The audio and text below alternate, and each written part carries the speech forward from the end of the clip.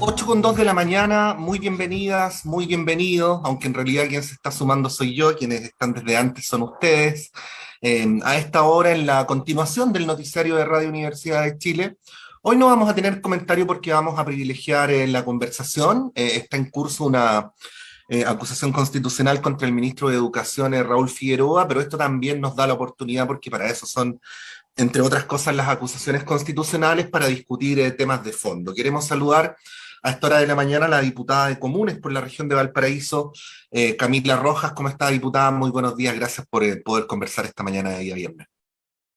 Hola, buenos días, Patricio. Bueno, partamos inmediatamente con la conversación. Uno sabe que cuando se instala una acusación se abre inmediatamente el debate con el paso de los días. A veces uno espera también que el acusado, que la acusada haga algún tipo de acuse de recibo. ¿Cuál es la evaluación de cómo se ha dado el debate desde que ustedes finalmente formalizaron la acusación contra el ministro? Sí, bueno, decir que cuando presentamos la acusación constitucional, primero anunciamos que la íbamos a presentar y luego con la presentación, entre medio el ministerio anunció que iban a haber más fondos disponibles para arreglar las escuelas, ¿ya? Parte importante de la acusación se basa, tiene 3 capítulos y parte importante de ella se basa en que muchos establecimientos hoy no cuentan con las condiciones para volver, ¿ya? Con las condiciones materiales, de infraestructura, de mantenimiento para ese retorno. Y por lo tanto, creo que cuando se anuncia un nuevo fondo, pese a que se había estado diciendo que el año pasado eso ya se había hecho, y de hecho se anuncia por más dinero, es de alguna manera una respuesta a lo que hemos estado denunciando. Y en ningún caso quiero decir que quienes presentamos la acusación somos los únicos que denunciamos esa situación, porque lo hacen las comunidades educativas, lo hacen los sostenedores, entre ellos alcaldes, porque evidentemente hay un abandono y hay un déficit en muchas escuelas en este sentido. Entonces yo diría que desde muy temprano la acusación comienza a tener respuesta en cuestiones como estas, ¿ya? Que en ningún caso se pueden considerar como suficientes, pero que yo veo sí o sí vinculadas. Sí. Cuando entró en el debate ya más en directo la acusación, tuvimos aquí la oportunidad, diputada, de entrevistar a la alcaldesa Delfino de Quinta Normal.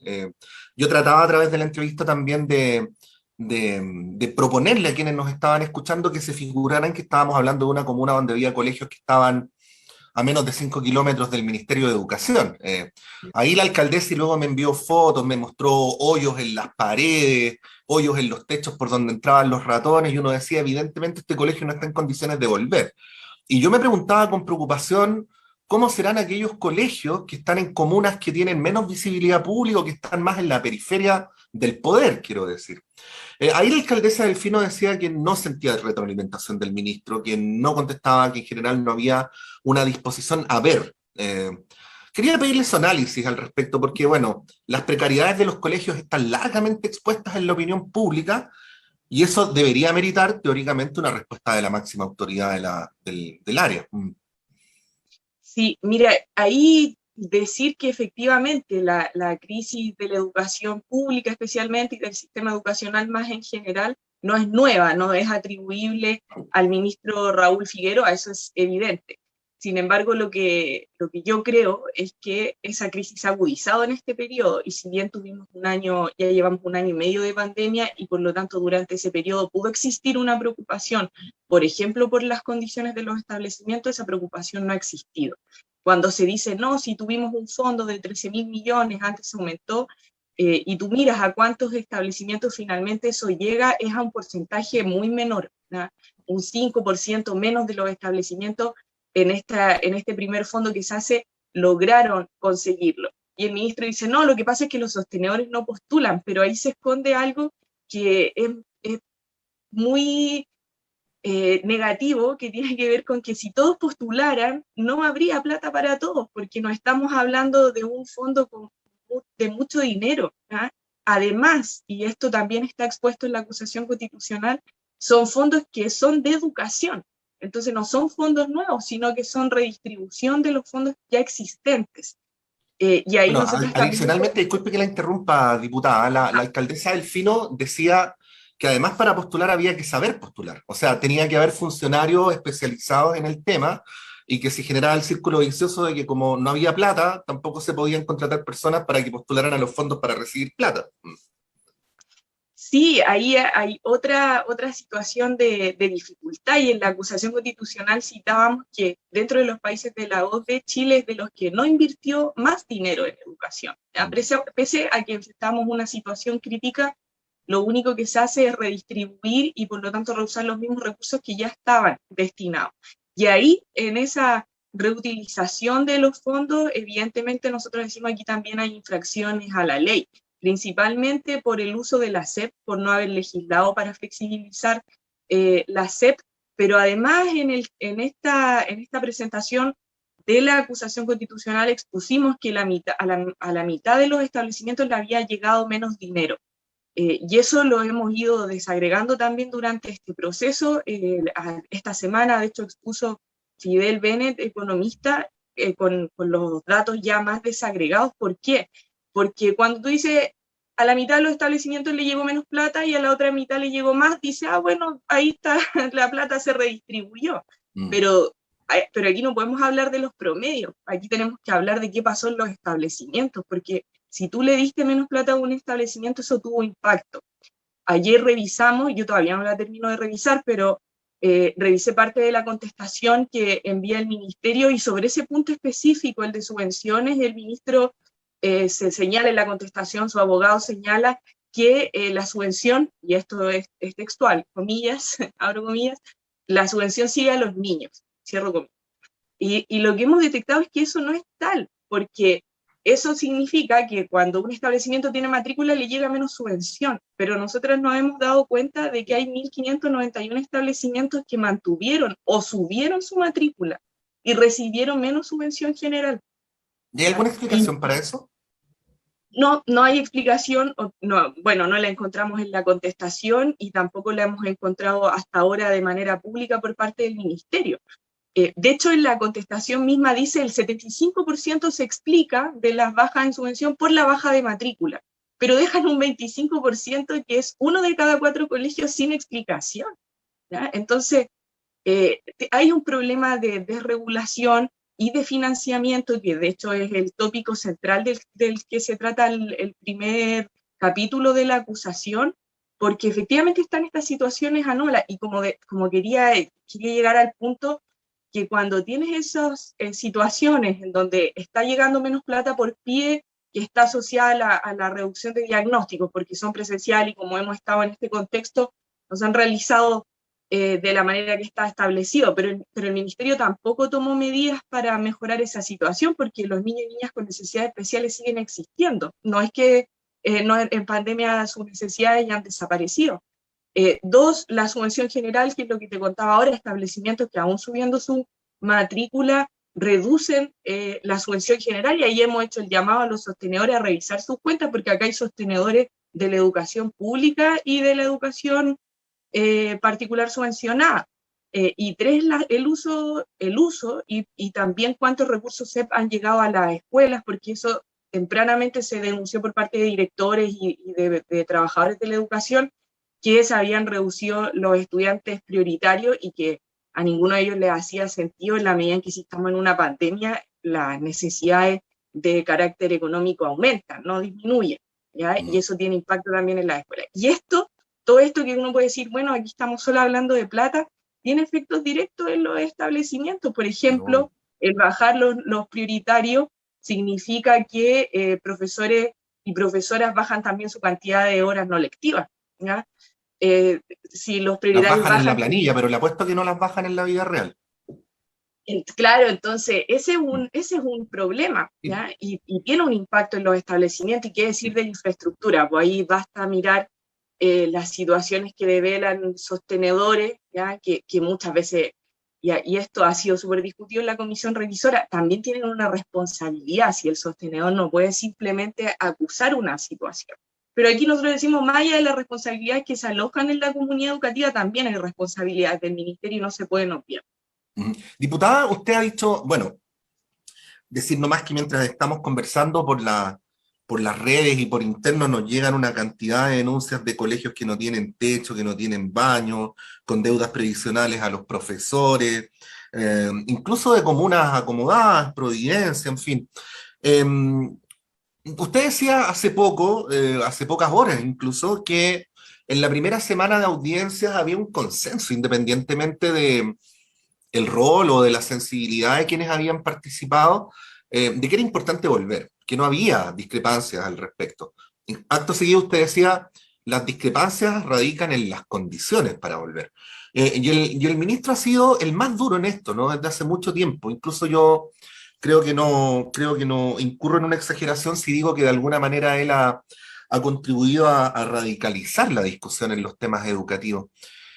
Si esto que estamos conversando esta mañana parece tan evidente, ¿por qué piensa usted que el ministro actúa desde hace tanto tiempo como si esa evidencia no fuera evidente?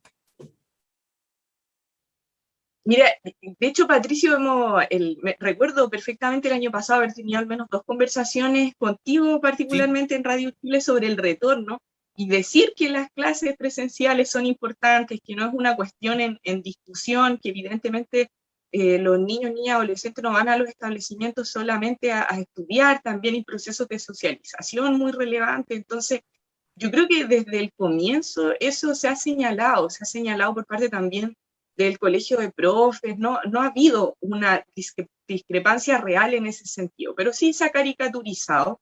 Y el año pasado la discusión efectivamente estuvo mucho más centrada en las condiciones sanitarias, porque yo les recuerdo que desde abril, cuando se llevaba un mes de cierre de las escuelas de carácter presencial y se estaban haciendo las clases virtuales, el ministro decía hay que volver en abril, ¿ya? En abril.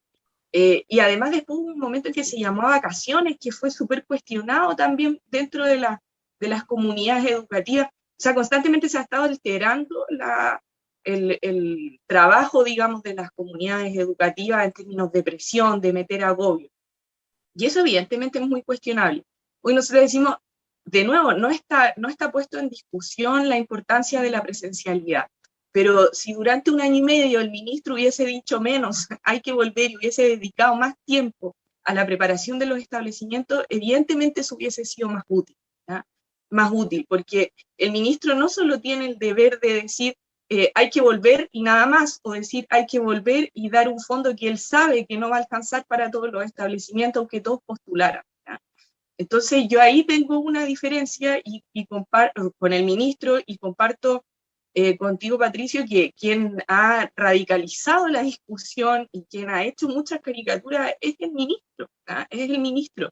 Entonces, en un contexto de estas características, como es la pandemia, que no nos tenemos que olvidar, se necesita dar confianza, se necesita dar seguridad, y yo creo que esos elementos nunca han estado a disposición por parte del ministro hacia las comunidades educativas, porque ha habido mucha presión, ha habido mucho agobio, y por otro lado tenemos este contraste de decir, ayer hablaba con otros, he estado en conversaciones con sostenedores, directores y también profes y asistentes, y nos decían, para poder tener en marcha los establecimientos, necesitamos, por ejemplo, que las ventanas y las puertas se puedan abrir por la ventilación, y en muchos casos los establecimientos no cumplen con eso. Necesitamos tener 2 accesos de entrada y salida, y en muchos casos no se cumple con eso. Necesitamos tener todas las llaves de los baños buenas para que haya lavado de manos. Entonces, ventilación, lavado de manos, cuestiones que son absolutamente mínimas, en muchos establecimientos no están asegurados, y eso requiere inversión, requiere plata, y por lo tanto ahí se necesita obviamente un rol mucho más incidente de parte del ministerio, y en este caso del ministro, porque como señalábamos al comienzo, esto venía hace un tiempo, pero hay muchas escuelas que en octubre del 2019, a raíz de la revuelta, dejaron de funcionar presencialmente, luego retomaron en marzo de 2020 2 semanas, y luego se suspendieron las clases. Entonces, las escuelas durante este tiempo eh, había que realizarles mantenimiento, es más o menos evidente. Sí. Bueno, procurando ser justos, ¿ah? La acusación tiene sus propios méritos, la Cámara de Diputados la va a zanjar, pero los problemas que hemos conversado, diputada, y usted misma lo dijo, no empezaron con la gestión del ministro y tampoco van a terminar con la acusación constitucional. Estamos en un proceso de traspaso de los colegios a estas agencias descentralizadas. Y yo me pregunto, y no solo yo, a las comunidades educativas, en general la gente que ha tenido interés en este tema, si ese traspaso va a resolver los problemas que estamos conversando hoy día. Si no corremos el riesgo que eventualmente estemos, diputada, en una entrevista en 2 o 3 años más, hablando de que las cosas no han mejorado mucho, incluso habiendo un gobierno distinto, otro signo, en fin. ¿Qué reflexión podría hacer al respecto? Porque más allá de las culpas del presente, evidentemente hay acúmulos del pasado, ¿no? Y de gobiernos de distintos signos, y al mismo tiempo estamos en una transición institucional. Sí, mira, evidentemente cuando hablamos de educación pública, hay muchas aspiraciones y una necesidad también, que yo creo que es un debate que se tiene que dar en el proceso constituyente, respecto de revitalizarla y de ponerla en el centro del sistema educativo. Ese es un primer asunto. Y si vamos a la última reforma que tiene que ver con la creación de los servicios locales de educación, uno puede decir, aquí se sacan los establecimientos de los municipios, que era una demanda evidentemente que venía desde hace mucho tiempo, porque tuvo un impacto, sobre todo de segregación, el dejar a los municipios a cargo de la educación, porque en algunos municipios funcionaba muy bien y en otros funcionaba terrible, y de hecho esa situación se arrastra hasta el día de hoy. Y se crean los servicios locales de educación y hartos la asumen como una posibilidad, otros con desconfianza. El asunto es que lo que hemos visto durante el despliegue de este gobierno ha sido mucha dificultad en la implementación de los servicios locales de educación. Y eso tiene que ver, sin duda, con cómo entregan los sostenedores los establecimientos, porque es muy difícil que un nuevo organismo se haga cargo de todos estos problemas que se arrastran durante tanto tiempo, pero también ha habido problemas de otro carácter, ¿ya? Por ejemplo, dificultades para pagar los sueldos, y eso ha impactado directamente a la y los trabajadores de la educación. En la mayoría de los servicios locales de educación que se han implementado ha pasado eso. En un comienzo, este gobierno se demoró mucho en nombrar a las autoridades de los servicios locales de educación, por lo tanto había dificultades para solucionar los problemas que iban surgiendo. Entonces, ha estado muy marcado por las dificultades y que alguna una podría asociarla al diseño de esta reforma, pero otros tienen que ver con la implementación. Por lo tanto, uno de los desafíos relevantes del próximo gobierno tiene que ver con esto, tiene que ver con la educación pública y específicamente la reforma que dejó la expresidenta Bachelet en esta materia. Hay que tomar una decisión ahí. Y yo creo que esa decisión, sin duda, tiene que ser conversada con aquellos establecimientos que sufrieron o que han tenido, digamos, este traspaso, que han pasado por el traspaso, porque ahí hay experiencias que recoger. Bueno, ojalá en 5 años más no sigamos hablando de esto. Es una vergüenza como están algunos de los colegios de nuestro país, no hay que normalizarlo para nada, y estos temas más de fondo no se resuelven siquiera destituyendo al ministro de Educación. Es muy importante tenerlo claro. Hemos conversado esta mañana con la diputada Camila Rojas, que sabemos que tiene otros compromisos, así es que, diputada, muchas gracias por haber tenido la posibilidad de conversar y que tenga un buen fin de semana. Muchas gracias, Patricia.